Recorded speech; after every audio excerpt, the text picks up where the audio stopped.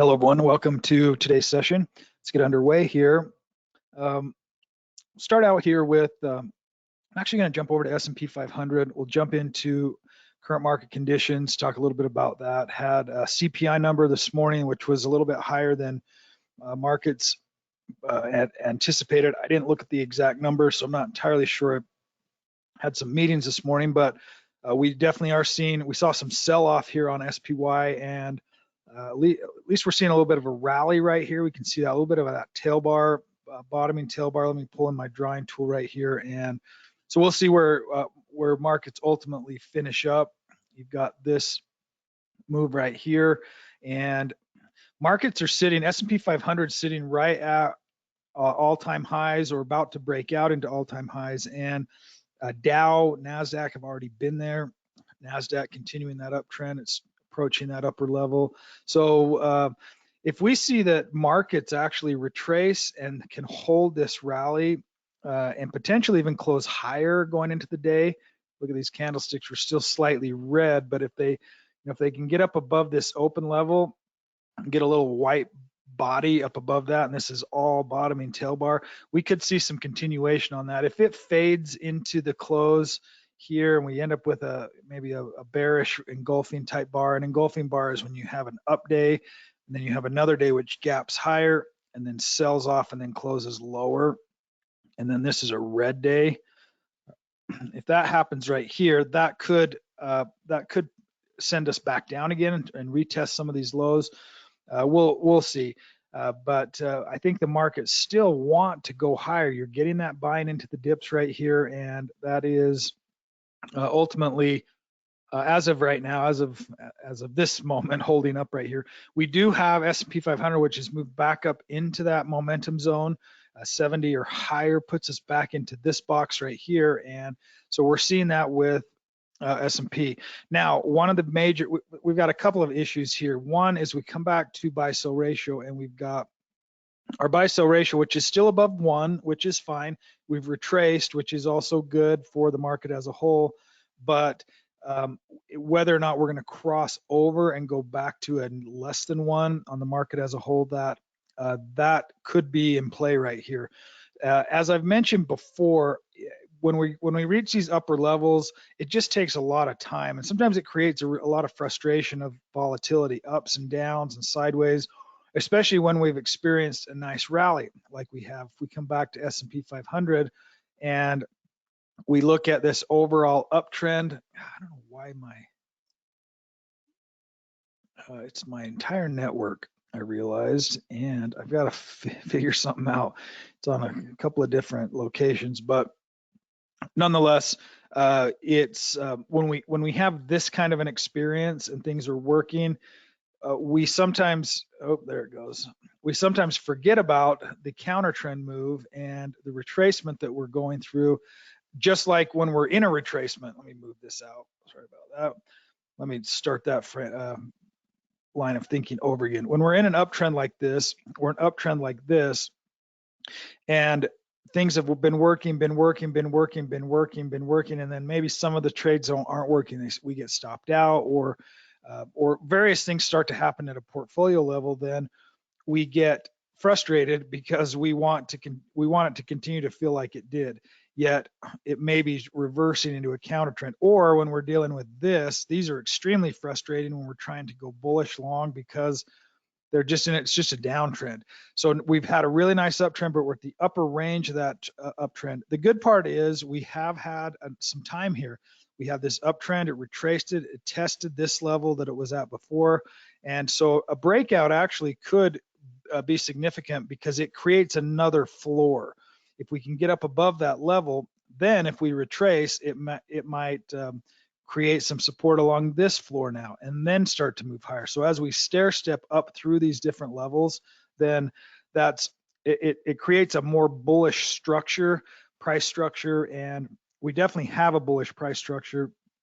The only problem with the S&P 500 is it's very heavily weighted in Mag 7 stocks. So actually, I think I've got that in a watch list.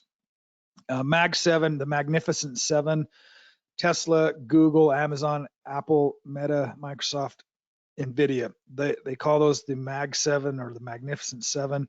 And you can see what NVIDIA just this week alone is up 14%. All of these stocks up this week. Meta, Microsoft also having a big move. In fact, that was yesterday or today. Yeah, right here. Nice confirmation, good breakout. This is what's moving the S&P 500, these 7 stocks ultimately. So when we look at something that's a little more market broad based, like our buy sell ratio, this is including all the stocks. So we have we brought off a lot of that froth, and now we're just stabilizing, creating a new base for some potential new upside. This is a good thing. It can create volatility, it can create some frustration, it can create some stop outs, but ultimately it's a good thing as we're maybe shifting sectors and creating a little bit more sustainable base. I call it a base by in terms of that terminology. What I'm referencing here is I'm just talking about this process here. When a stock is trending and then it's basing.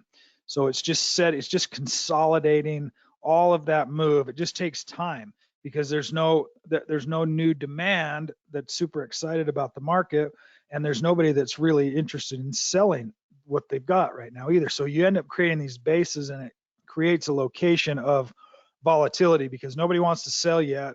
Nobody wants to buy in because it's the upper end of this range. And if we can break out of that, then that resets that base. Then we set a new location. In this case, this resistance area here. Okay, resistance being this overhead ceiling. We break through that, and now this becomes the floor and some support for some more upside. So structurally, for this overall process to continue, it doesn't have to though out of this base. If we do find a resistance, we could retest this area. We could even retest all the way back to 236, and that's kind of what we're looking at as far as the market as a whole right now. S&P 500, the Dow.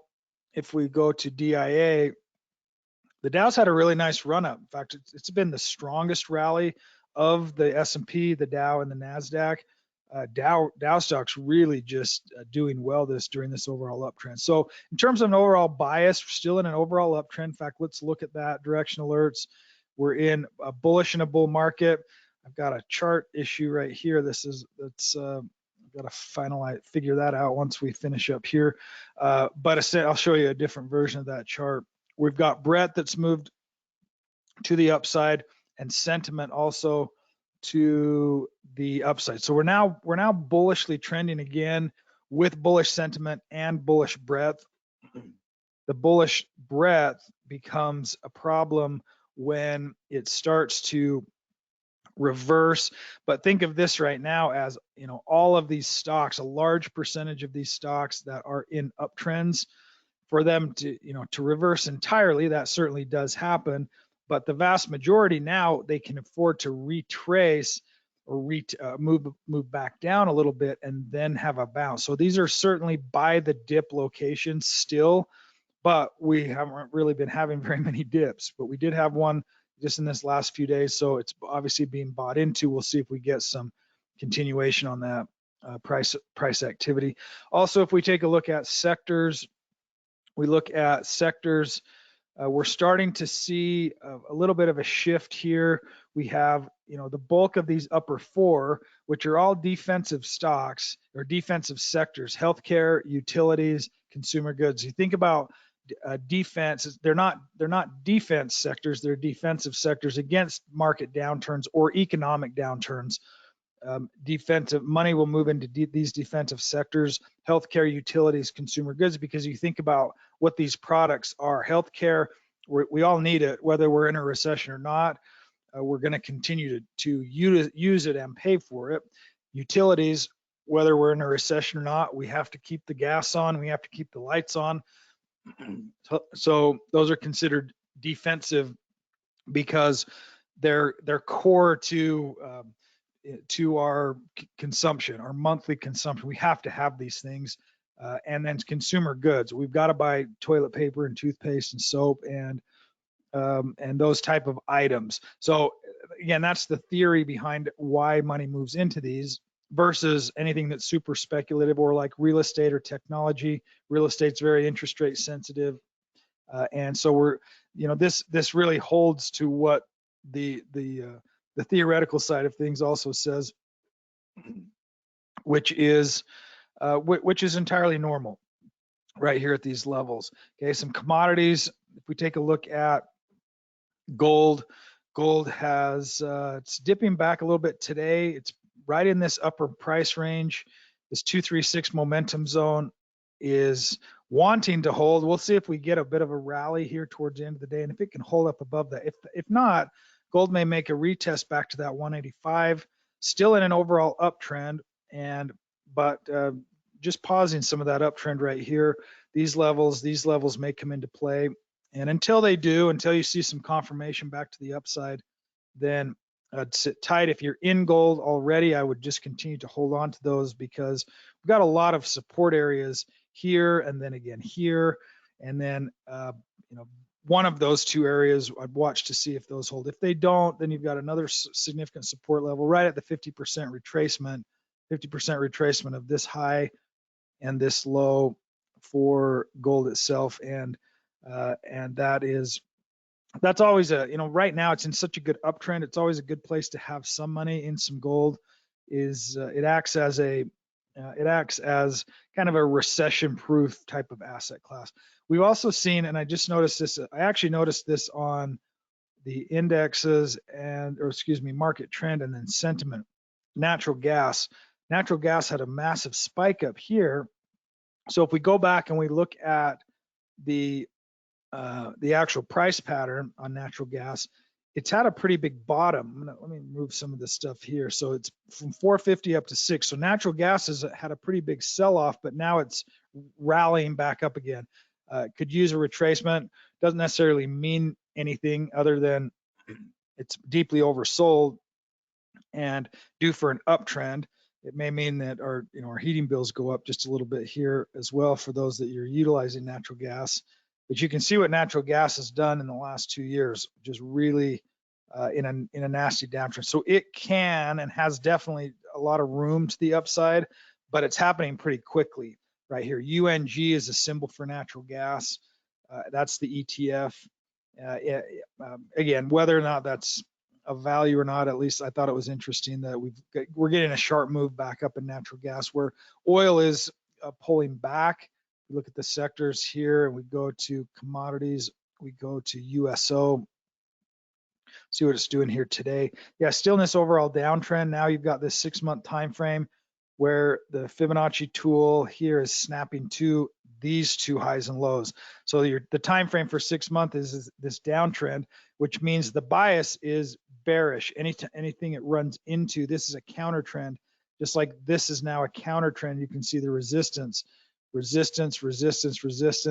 we'll see if oil does continue this overall downtrend, and that's still in place. That's still the bias, is that downtrend, with any move higher being a retracement or counter trend to this trend direction.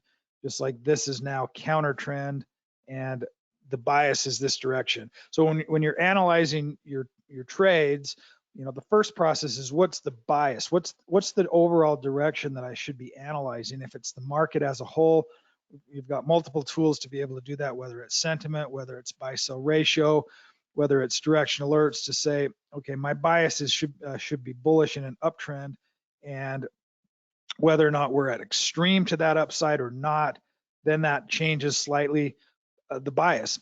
But then it helps in the determination of, should I be long, or more importantly, how big of a position should I be holding? What should my allocation in stocks be looking at right now? One of the portfolios that we manage here is the New Buy Daily portfolio. We'll talk about that a little bit here today as well, because that is this natural evolution of stocks that are winning and then exiting out into cash. This portfolio has had quite a bit of cash. I think it got down to about 30,000, was about the lowest amount in cash. And as we're adding in new positions and others are rotating out and selling, in if the market conditions are allowing it, I shouldn't say allowing, but if market conditions will typically help us in the management process. meaning getting stopped out of things or raising cash by exiting losers and getting stopped out of other trades here as well. And that's starting to happen. So we're continually adding into those positions, but then some are retracing and being stopped out in this process as well. So now we actually have a pretty nice setup based on what the current market is doing. We've got 50% in cash and some new holdings that are really starting to work. OSCR having a big run today. That was a new entry with this price pattern, and we had another one that was moving pretty nicely to, got the symbol off the top of my head, but it was, EPIX also having a nice move, pulling out, nice retracement. Here you can see this, this had connected to these lows, bouncing off of a 236. I can change the signal here, but these are, it was in an uptrend already. I think I did dip down to hold, move back up, confirmation bar here. So here's the entry bar, and this was a couple days ago, and it's now had a nice move higher. Obviously that doesn't happen all the time, but when it does happen, that's great. That's what we would expect to have happen, is once we have that entry signal for the trades to continue to move in that direction. It just helps us know that we are in the right direction. If it doesn't move quickly, we still can maintain a range for it to have some support before it does move. But if it just starts to waffle, starts to slow down, those can be, potentially some discretionary decisions on exiting. Let me see if I have an example of anything that's got a hold signal. Oh, actually, we've got HCI. We'll see how this one ends up closing out today, but it's moved back. It's still in that upper momentum zone. So sometimes when we have a stock that's finding some support here, and if it looks like it might hold up and have some support, I'll give it a day to see if it does move off of that level. Even if it's got this sell signal, if it's sitting right at support and could give a bounce up higher, watch to see if that's the case. If not, based on market conditions and the fact that there's some gains on this stock, I'll lock those in. Let me see where we've got the stop on HCI. HCI, let me come back down here. HCI is right here at $80. So the stop's at 80, which is down here a little bit. So we could have, so in this case, we've got two, we can make the decision to leave the stop alone. We can let it bounce or see if it's going to bounce at this support, because it really could, and then watch to see what tomorrow brings. If tomorrow it's another down day, I may just exit that trade instead of waiting for the stop loss. Those are really the only two times that we're looking to exit for the most part. Is either, I guess there's three scenarios. One is it hasn't made a move yet and it's just wasting our time, right? Or it gives us a sell signal, or it hits a stop loss. Any of those, really, those three scenarios allow us to exit a trade. In this case, it'll still be a profitable trade. Let's double check and see HCI. So, well, not a whole lot. It's up 2%. Must have entered that one in relatively recently, probably back here. And it's just been moving sideways. It hasn't had some continuation from there. So free up the capital, can sell it, we can move on to something else or leave it in cash. Again, this is natural process of portfolio rebalancing, of getting stopped out of a few of these trades that had worked or looked like they were going to work, and then they just don't. That's just the process of stocks. Is there's going to be some that work and some that don't. Currently, let's see some new buys. Here's another example. AAOI. When we have big leading stocks that had been big leaders through an uptrend, and then you start to get just a lot of volatility towards the upper end of those chart patterns, that could be spelling an end for at least the shorter term trade.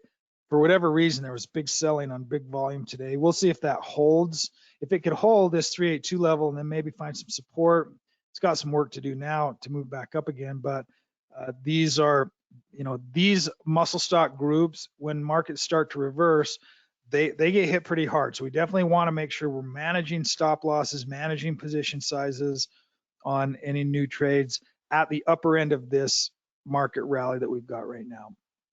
Let's take a look at a couple of other ideas here in HOV. We've actually got, let's jump over to sectors and see if anything is changing. We still have construction, aerospace, utilities, medical. Where did medical go? It's right here. Such a large group of medical stocks that sometimes that the average rank doesn't shift a lot. So it ends up getting kind of stuck. Same with finance. They end up kind of getting stuck right here in the middle, even though they may be performing well.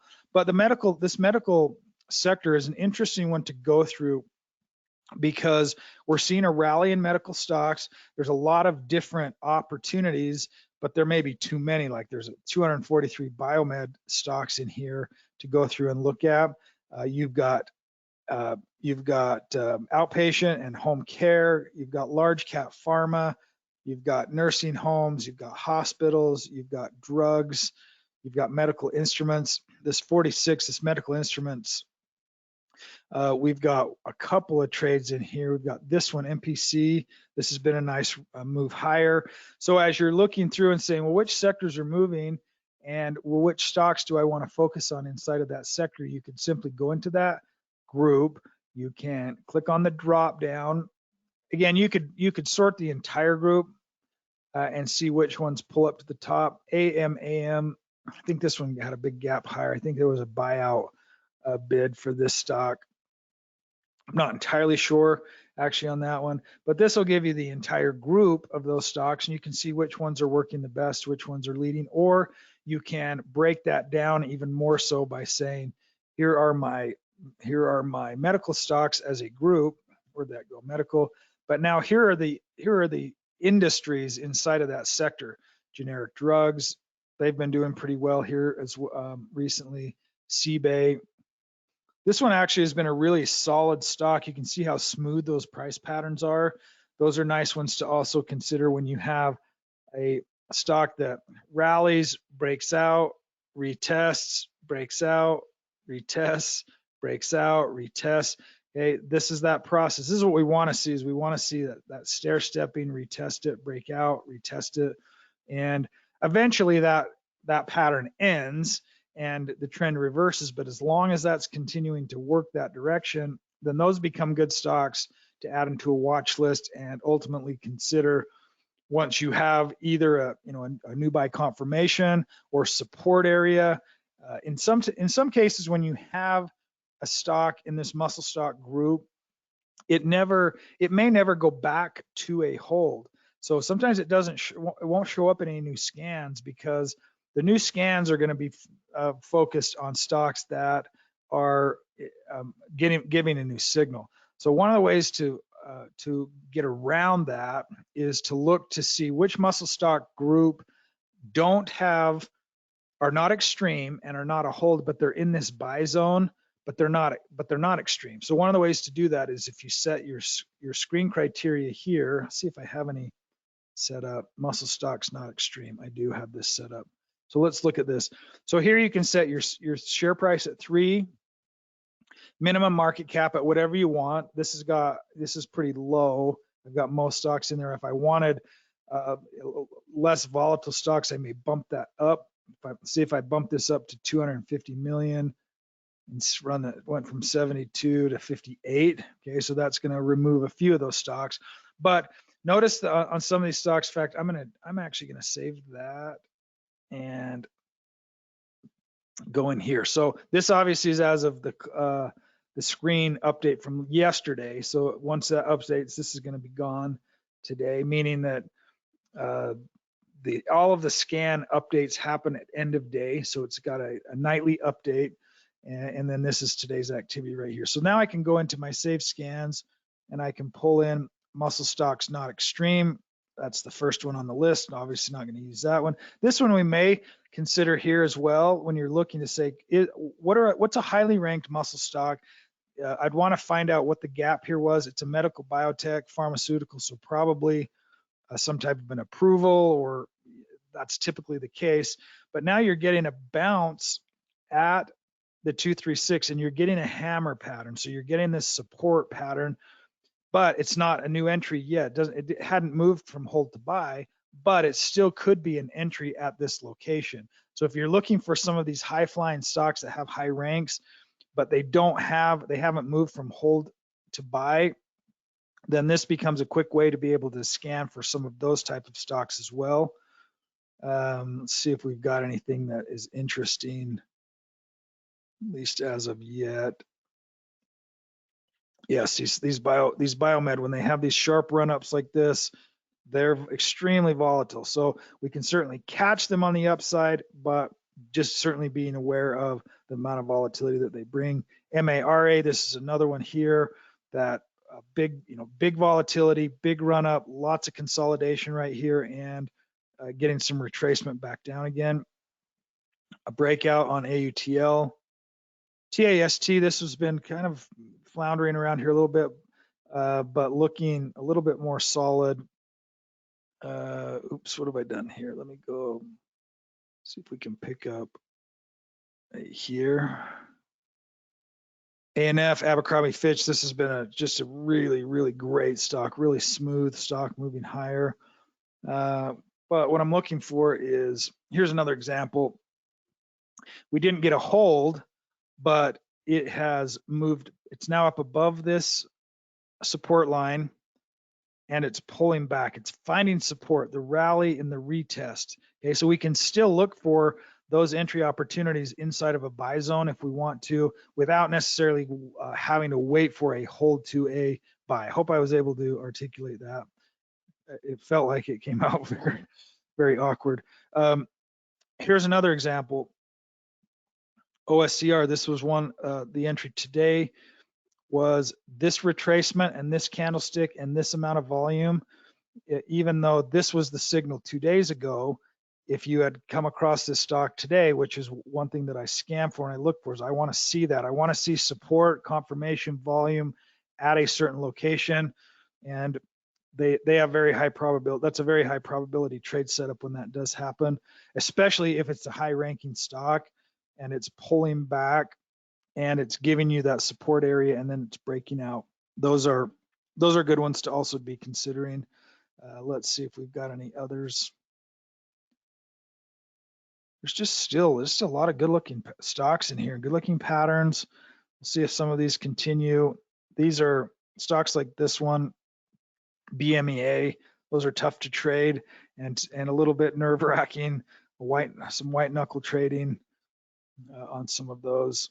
I apologize for my network here again. It's acting funny. VRT, another good example. This one did move from hold back to buy, so you did have a signal 2 days ago, but it's working on a breakout. Okay, so your methodology here is this is our direction. We would anticipate these stocks to continue that direction. That's our bet anyway, is we're expecting them to move higher. So when they do, we're not surprised, but when they don't, we're managing our risk utilizing a stop loss location and position size. Okay, remember that if I'm adding into a new stock and I'm determining how many shares to buy, I want to say, what's my allocation percentage? Is it 2%? Is it 1%? Is it 2.5%? Is it 5%? You've got to decide that within your trading plan to say, okay, I like this stock. It's a nice uptrend. It's got some continuation characteristics. It's relatively early in the buy zone. It's got lots of green happening here and some fundamentals taking place, and I want to go for it. So in that case, it's like, I'm going to go, how many shares should I be buying? Well, let's use this $100,000 portfolio as an example. Okay, or that number can be whatever it is. But if I'm focusing on that 2.5%, then if I just plug in 100 shares, I'm at 4.7%. That's too high. Okay, so I want to go down and cut that in half. 50 shares, 2.39. That works. If I want to really make it exact, I could do that. I could say, okay, 54, 53, 52 shares puts us at 2.49. Now, what I want to do is I want to manage my stop. Okay, if I'm wrong, I want to make sure that I'm protecting this $2,500. Okay, so of this amount of the $100,000, we're putting $2,500 into this stock, but I don't want to risk all $2,500. The $2,500 is the position size. If I'm if I'm investing 2,500, and let's say that this stock dropped by 50%, we've seen that. We see it happen sometimes in these biomed stocks, or these crypto miners. They're all over the place right now. So I don't want to take a huge position. I want to take a position that if there's a 20 or 30% volatility, then that's not affecting me a whole lot. Okay, so I want to set my stop loss, and the technically sound place, technically sound meaning there's a structural support area happening at a certain level. And if I delete this, it'll get rid of it. So hopefully you can see this information. But that structurally sound support area is just below that 236, because you can see there was bouncing here. There's support, and it held and it rallied. So this is a ways away. This allows for maybe another retracement back down, some volatility back down, and then it goes higher. So we're allowing for some range, and we're protecting our capital. Okay, when we're setting up a brand new trade, this is our baby. This is fresh capital.